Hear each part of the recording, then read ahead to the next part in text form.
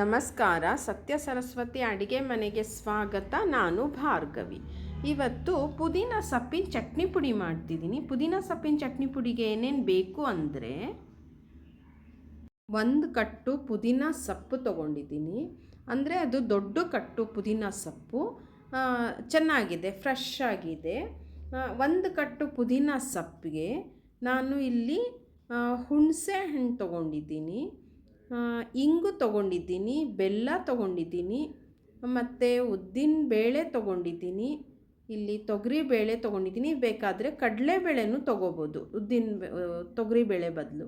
ಇಲ್ಲಿ ಉಪ್ಪು ತೊಗೊಂಡೆ, ಮೆಣಸಿನ್ಕಾಯಿ, ಇಲ್ಲಿ ಕೊಬ್ಬರಿ, ಒಣ ಕೊಬ್ಬರಿ ತೊಗೊಂಡಿದ್ದೀನಿ. ಈ ಸೊಪ್ಪನ್ನ ಚೆನ್ನಾಗಿ ಅದನ್ನು ಎಲೆ ಎಲ್ಲ ಬಿಡಿಸ್ಕೊಂಡು ಅದನ್ನು 2 ಸರ್ತಿ 3 ಸರ್ತಿ ಚೆನ್ನಾಗಿ ತೊಳೆದು ಅದನ್ನು ಒಣಗಿಸ್ಬೇಕು. ಅಂದರೆ ಒಂದು ಬಟ್ಟೆ ಮೇಲೆ ಹಾಕಿ ನಾವು ನೆರಳಲ್ಲೇ ಒಣಗಿಸ್ಬೇಕು. ಅಂದರೆ ಬಿಸಿಲಲ್ಲಿ ಒಣಗಿಸ್ಬಾರ್ದು, ಅದನ್ನು ಚೆನ್ನಾಗಿ ಒಣಗಿಸ್ಕೋಬೇಕು. ಅದೆಲ್ಲ ಒಣಗದಾದ ಮೇಲೆ ನಿಮಗೆ ನೋಡಿ ಈ ಥರ ಒಣಗತ್ತೆ ಚೆನ್ನಾಗಿ. ನೋಡಿ ಒಣಗಿದೆ ಅದು. ಇದನ್ನು ಚಟ್ನಿ ಪುಡಿ ಮಾಡೋಕ್ಕೆ ಚೆನ್ನಾಗಿದೆ. ಇದನ್ನು ಒಂದು ಪಾವ್ಗೆ ನಾನು ಹಾಕ್ಕೋತೀನಿ. ಅಂದರೆ ಆ ಪಾವಲ್ಲಿ ಅದನ್ನು ಪ್ರೆಸ್ ಮಾಡಿ ಹಾಕಿರೋದ್ರಿಂದ ನಿಮಗೆ ಒಂದು ಪಾವ್ ಆಯಿತು. ಅಂದರೆ ಪ್ರೆಸ್ ಮಾಡಿದ್ದೀನಿ ಅದನ್ನು ಒತ್ತಿ ಹಾಕಿರೋದ್ರಿಂದ ಒಂದು ಪಾವು ಪುದೀನ ಸೊಪ್ಪಿಗೆ ನಾನು 2 ಪಾವು ಒಣ ಕೊಬ್ಬರಿ ತೊಗೊಂಡಿದ್ದೀನಿ. ಬೇಕಾದರೂ 1 ಪಾವು ತೊಗೊಳ್ಳಿ. ನೀವು ಅರ್ಧ ತೊಗರಿಬೇಳೆ ತೊಗೊಂಡಿದ್ದೀನಿ, ಅರ್ಧ ಉದ್ದಿನಬೇಳೆ ತೊಗೊಂಡಿದ್ದೀನಿ. ನೀವು ಕಡಲೆಬೇಳೆನಾದರೂ ತೊಗರಿಬೇಳೆ ಬದಲು ತೊಗೋಬಹುದು.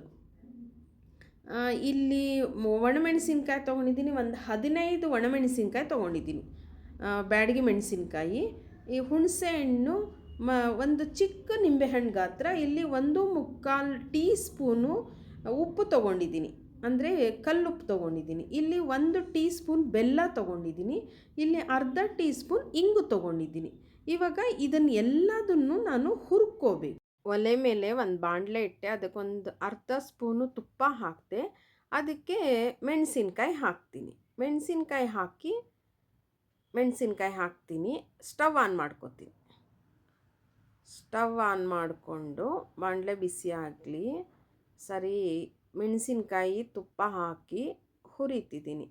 ಅಂದರೆ ತುಪ್ಪ ಒಂದು ಅರ್ಧ ಸ್ಪೂನು ಅಷ್ಟೇ ಹಾಕಿರೋದು, ಜಾಸ್ತಿ ಹಾಕಿಲ್ಲ. ಅದಕ್ಕೆ ಒಂದು ಸ್ವಲ್ಪ ಹುಣಸೆ ಹಣ್ಣು ತೆಗೆದಿಟ್ಕೊಂಡಿದ್ನಲ್ಲ, ಒಂದು ನಿಂಬೆಹಣ್ಣು ಗಾತ್ರದ ಹುಣಸೆ ಹಣ್ಣು ತೊಗೊಂಡಿದ್ದೆ ನಾನು, ಅಷ್ಟೇ, ಚಿಕ್ಕ ನಿಂಬೆಹಣ್ಣು ಗಾತ್ರ. ಅದನ್ನೆಲ್ಲ ಸಣ್ಣದಾಗಿ ಹೆಚ್ಕೊಂಡು ಅದರಲ್ಲಿರೋ ನಾರಿರುತ್ತೆ ಅದೆಲ್ಲ ತೆಕ್ಕೋಬೇಕು.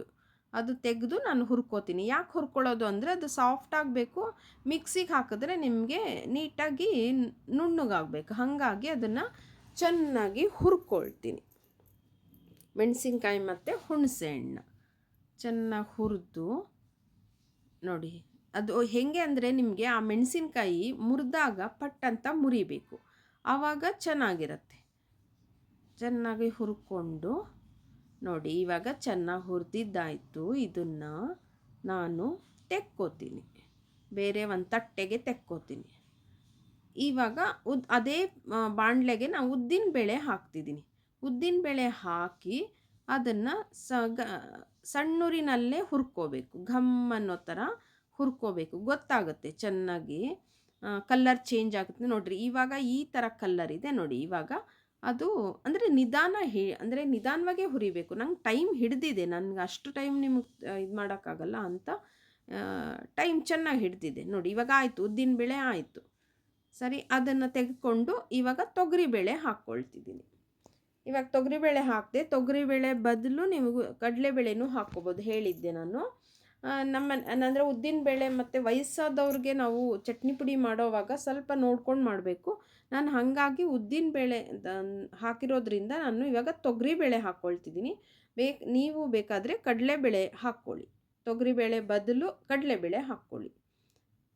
ಇಲ್ಲ ಉದ್ದಿನಬೇಳೆನೂ ಬೇಡ ಅಂದರೆ ಬರೀ ತೊಗರಿಬೇಳೆನೇ ಹಾಕ್ಕೊಂಡು ಮಾಡ್ತಾರೆ. ನಾನು ಇವಾಗ ಉದ್ದಿನಬೇಳೆ ಮತ್ತು ತೊಗರಿಬೇಳೆ ಹಾಕ್ಕೊಂಡು ನೋಡಿ. ಆಯಿತು, ಇವಾಗ ಕಲರ್ ಚೇಂಜ್ ಆಯಿತು. ಇವಾಗ ಅದು ಒಂದು ಪಾತ್ರೆಗೆ ತೆಕ್ಕೋತೀನಿ. ಉದ್ದಿನಬೇಳೆ, ಕಡಲೆಬೇಳೆ, ತೊಗರಿಬೇಳೆ ಎರಡು ಒಂದು ತಟ್ಟೆಗೆ ತೆಕ್ಕೋತೀನಿ. ಒಂದು 1/4 ಸ್ಪೂನ್ ತುಪ್ಪ ಹಾಕ್ಕೊಂಡೆ. ತುಪ್ಪ ಹಾಕಿ ಇವಾಗ ಆ ಪುದೀನ ಸೊಪ್ಪು ಎಲ್ಲ ನಾನು ಒಣಗಿಸಿಟ್ಕೊಂಡಿದ್ನಲ್ಲ ಅದನ್ನು ಹಾಕ್ಕೊಂಡು ಹುರ್ಕೋತೀನಿ. ಅಂದರೆ ಚೆನ್ನಾಗಿ ಅದು ಒಣಗಿತ್ತು. ನಿಮಗೆ ಇದರಲ್ಲೇ ನೆರಳಲ್ಲೇ ಒಣಗಿಸಿದ್ದೀನಿ ನಾನು ಚೆನ್ನಾಗಿ. ಅದನ್ನು ಹಾಕ್ಕೊಂಡೆ. ಒಂದು ಪಾವು ನಾನು ಅಳತೆ ಕರೆಕ್ಟಾಗಿ ಹೇಳಿದ್ದೀನಿ. ಒಂದು ಪ್ರೆಸ್ ಮಾಡಿ ಒಂದು ಪಾವು ಆಗಿದೆ ಅದು ನಿಮಗೆ.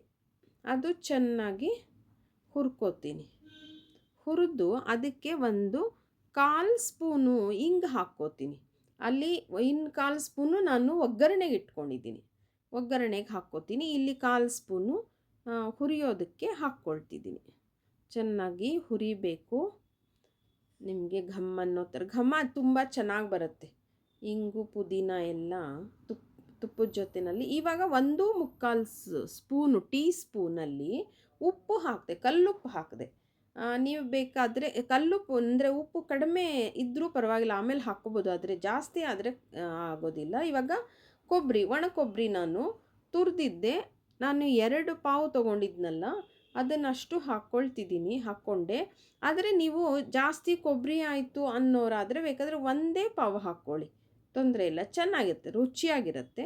ಸರಿ, ನಮ್ಮ ಮನೆಯಲ್ಲಿ ನಾವು ತಿಂತೀವಿ. ನಮಗೆ ಕೊಬ್ಬರಿ ಇದು ಎಲ್ಲ ಕೊಬ್ಬರಿ ತುಪ್ಪ ಎಲ್ಲ ಧಾರಾಳವಾಗಿ ತಿಂತೀವಿ, ಅಂದರೆ ಒಳ್ಳೆಯದು ಮೈಗೆ. ಹಾಗಾಗಿ ನಾನು 2 ಪಾವು ಕೊಬ್ಬರಿ ಹಾಕಿದ್ದೀನಿ.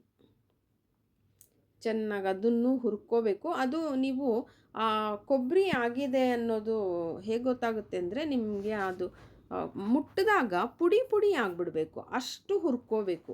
ಅಂದರೆ ಹಾಗಂತ ನಿಮಗೆ ಜೋರು ಉರಿ ಮಾಡ್ಕೊಂಡು ಹುರ್ಕೊಂಡ್ರೆ ಕಪ್ಪಾಗುತ್ತೆ, ಅದು ಚೆನ್ನಾಗಿರಲ್ಲ. ನಿಮಗೆ ಕಮ್ಮಿ ಉರಿನಲ್ಲೇ ಚೆನ್ನಾಗಿ ಹುರ್ಕೋಬೇಕು. ಇವಾಗ ಇದು ಹುರಿದಿದ್ದಾಯಿತು, ಚೆನ್ನಾಗಿ ಹುರಿದೆ. ಇದು ನೋಡಿ ಚೆನ್ನಾಗಿ ಹುರಿದಿದ್ದಾಯಿತು. ಅದು ಇವಾಗ ಅದಕ್ಕೊಂದು ಸ್ವಲ್ಪ ಬೆಲ್ಲ ಹಾಕ್ತಿದ್ದೆ. 1 ಟೀ ಸ್ಪೂನ್ ಬೆಲ್ಲ ತೊಗೊಂಡಿದ್ದೆ, ಅದನ್ನು ಹಾಕ್ತಿದ್ದೀನಿ. ಅಂದರೆ ಉಪ್ಪು ಹುಳಿ ನೋಡಿ. ಇವಾಗ ಇದನ್ನು ಬೇರೆ ಪಾತ್ರೆಗೆ ತೆಕ್ಕೋತೀನಿ, ಅಂದರೆ ಒಂದು ತಟ್ಟೆಗೆ ತೆಕ್ಕೋತೀನಿ. ಇವಾಗ ಅದಕ್ಕೆ ಒಂದು ಅರ್ಧ ಸ್ಪೂನು ತುಪ್ಪ ಹಾಕಿಬಿಟ್ಟು ಅದಕ್ಕೆ ಸಾಸಿವೆ ಹಾಕಿ ಇಂಗು ಹಾಕ್ತೀನಿ. ಇಂಗು ಸಾಸಿವೆ ತುಪ್ಪದ ಒಗ್ಗರಣೆ ಮಾಡಿಟ್ಕೋತೀನಿ. ನೋಡಿ ಅರ್ಧ ಟೀ ಸ್ಪೂನ್ ಸಾಸಿವೆ ಹಾಕ್ತೆ ಅಷ್ಟೇ, ಜಾಸ್ತಿ ಹಾಕಿಲ್ಲ. ಅರ್ಧ ಟೀ ಸ್ಪೂನ್ ಸಾಸಿವೆ ಹಾಕಿ ಅದಕ್ಕೆ ಸ್ವಲ್ಪ ಅರ್ಧ ಸಾಸಿವೆ ಹಾಕಿದ್ಮೇಲೆ 1/4 ಸ್ಪೂನ್ ನಾನು ಹಿಂಗೆ ಇಟ್ಕೊಂಡಿದ್ನಲ್ಲ ಅದನ್ನು ಇವಾಗ ಹಾಕ್ತೀನಿ. ಇಂಗು ಒಗ್ಗರಣೆಗೆ ಹಾಕಿದ್ರೆ ಇಂಗು ಘಮ್ ಅಂತ ಚೆನ್ನಾಗಿರುತ್ತೆ. ಹಾಗಾಗಿ ಹುರಿಯೋಕ್ಕೂ ಹಾಕಿದೆ. ಮತ್ತು ಇವಾಗ ನೋಡಿ ಅದು ಚೆನ್ನಾಗಿ ಸಾಸಿವೆ ಸಿಡೀತು. ಇವಾಗ 1/4 ಸ್ಪೂನು ನಾನು ಇಂಗು ಹಾಕಿದೆ. ಆಯಿತು, ಇವಾಗ ಆಯಿತು. ಅದನ್ನು ಸ್ಟವ್ ಆಫ್ ಮಾಡಿ ಆರಕ್ಕಿಟ್ಟಿದ್ದೆ, ಎಲ್ಲ ತಣ್ಣಗಾಗಿದೆ. ಇವಾಗ ಇವೆರಡನ್ನೂ ನಾನು ಮಿಕ್ಸಿಗೆ ಹಾಕ್ಕೋತೀನಿ. ನೋಡಿ ಮುಟ್ಟಿದ್ರೆ ಚೆನ್ನಾಗಿ ಆರಿದೆ ಅದು. ಇವಾಗ ಅದನ್ನು ಮಿಕ್ಸಿಗೆ ಹಾಕ್ಕೋತೀನಿ. ನೋಡಿ ಇವಾಗ ಈ ಒಂದು ಮೊದಲು ನಾವು ಮಿಕ್ಸಿಗೆ ಹಾಕಬೇಕಾದ್ರೆ ಮೆಣಸಿನ್ಕಾಯಿ ಹಾಕ್ಕೊಂಬಿಡ್ಬೇಕು. ಅದು ನುಣ್ಣಗೆ ಪುಡಿ ಆಗಿಬಿಡತ್ತೆ ಚೆನ್ನಾಗಿ. ಇಲ್ಲದೇ ಇದ್ರೆ ಆ ಬೀಜ ಎಲ್ಲ ನುಣ್ಣಗಾಗಬೇಕು, ಆವಾಗಲೇ ನಿಮಗೆ ಚಟ್ನಿ ಪುಡಿ ಚೆಂದ. ಇವಾಗ ಮೆಣಸಿನ್ಕಾಯಲ್ಲಿ ಬೀಜ ಇರುತ್ತಲ್ಲ, ಚೆನ್ನಾಗಿ ಹುರಿದಿರ್ತೀವಿ. ಈ ಥರ ಮೊದಲು ಹಾಕ್ಬಿಟ್ಟಾಗ ನಿಮಗೆ ಪುಡಿ ಆಗುತ್ತೆ ಚೆನ್ನಾಗಿ. ನೋಡಿ ಆಯಿತು. ಇವಾಗ ಅದ್ರ ಜೊತೆಯಲ್ಲೇ ಈ ಒಂದು ನಾವು ಬೇಳೆ ಎಲ್ಲ ಹುರ್ಕೊಂಡಿದ್ವಲ್ಲ ಆ ಬೇಳೆನೂ ಹಾಕ್ಕೋಬೇಕು. ಬೇಳೆ ಎಲ್ಲ ಅಂದರೆ ತೊಗರಿ ಬೇಳೆ ಮತ್ತು ಉದ್ದಿನ ಬೇಳೆ ಹುರ್ಕೊಂಡಿದ್ನಲ್ಲ ಅದನ್ನು ಹಾಕ್ಕೋಬೇಕು.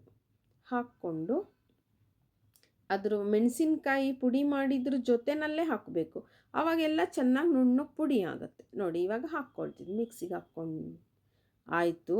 ನುಣ್ಣಗೆ ಪುಡಿ ಮಾಡಿದೆ.